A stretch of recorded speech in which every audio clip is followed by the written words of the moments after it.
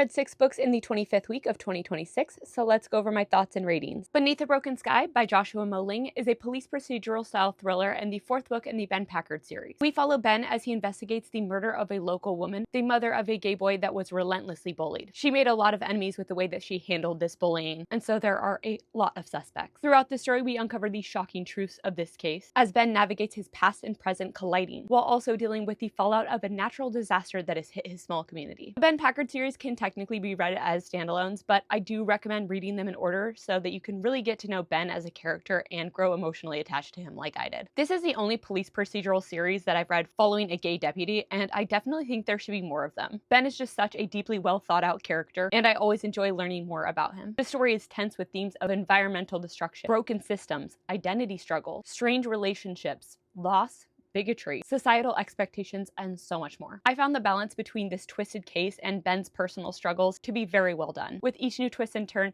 we get a new element of Ben's personality, and I just grow really attached to him the more I read about him. This is such a solid series. This is a great book. It's probably my favorite of the series, and I rated it 4.25 stars. The Breakup Retreat by Camilla Sten is a psychological thriller following an undercover journalist named Isabel who decides to infiltrate a Swedish wellness retreat where many women have gone missing. Geared up with a fake story, Isabel sets out on a mission to expose its founder. Throughout this story, we uncover the truth of Himla Falls clinical practices, while Isabel is unexpectedly forced to confront her own internal struggles that she spent years suppressing. I always enjoy a cult-like thriller. The founder of this clinic, Dr. Martina Hastings, really reminded me of the real spiritual leader Teal Swan, so if you know anything about that case and found it intriguing, you might enjoy this story as well. This was tense with dark themes of heavy gaslighting, manipulation, heartbreak, and the implications of forced self-improvement. This was quite engaging, relatively fast-paced, so easy to fly through, and while I did find it a bit predictable, I overall had a good time. That being said, aside from like 2 or 3 characters, I really didn't feel like I knew too much about the individual characters,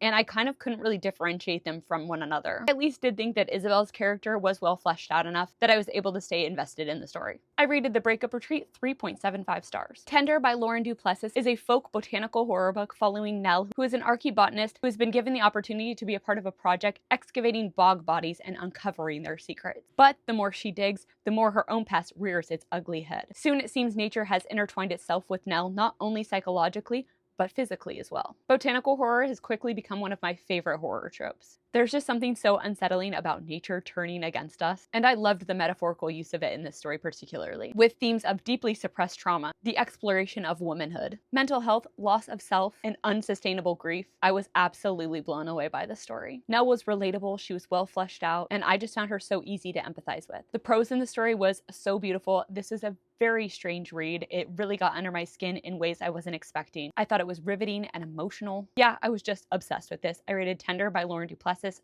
5 stars. The Honeys by Ryan LaSala is a YA horror book that follows a gender-fluid character named Mars in the aftermath of his twin sister Caroline's passing. In recent years, the twins have grown apart, and Mars really feels like he didn't know Caroline, so he decides to learn more about his sister. He is going to go to the summer camp that she frequented. Throughout this story, we follow as Mars discovers that this place is more than meets the eye, and he gets entangled with Caroline's old friends, a group of girls called the Honeys. This story is heavy with themes of societal expectations, the implications of gender roles, loss of a loved one, struggles of identity, manipulation, and so much more. This was an emotional, engaging, and very twisted read. It was almost whimsical at times, with a kind of this is all a ruse sort of vibe to it. It was heartbreaking, anger-inducing, and just so well done. I will say there were a few parts scattered throughout that I felt like were a little bit lost with direction, but overall I was really satisfied with this super strange story and how it all came together in the end. I rated The Honeys by Ryan LaSala 4 stars. The Drowning Place by Sarah Hillary is an investigative-style detective thriller mystery that follows Joseph Ash. 17 years ago, he was the sole survivor of a bus crash.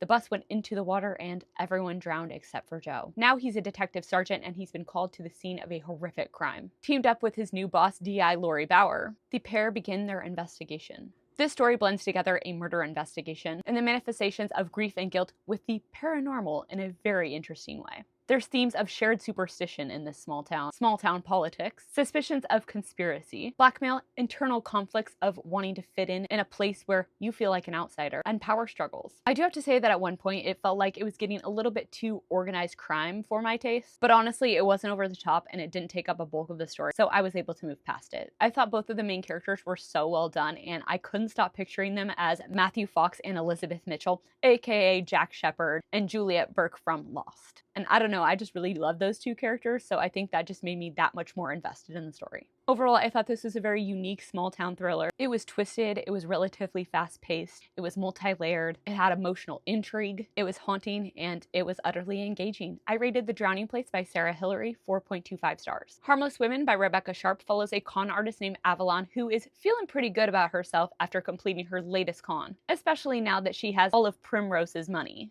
But when Avalon discovers that Primrose's husband is dead, things take a turn. You see, Avalon has changed Primrose's identity completely and has essentially become Primrose herself. So she is now the prime suspect in Primrose's husband's murder. Now these women are in an unavoidable situation and they must find a way to get along and go on the run together. This story is told in 3 POVs. We have Avalon's, then we have Primrose, and then we have a third POV, a woman named Bianca, who is looking for one of these women. This is relatively fast-paced, though I will say there were times where it did drag a bit.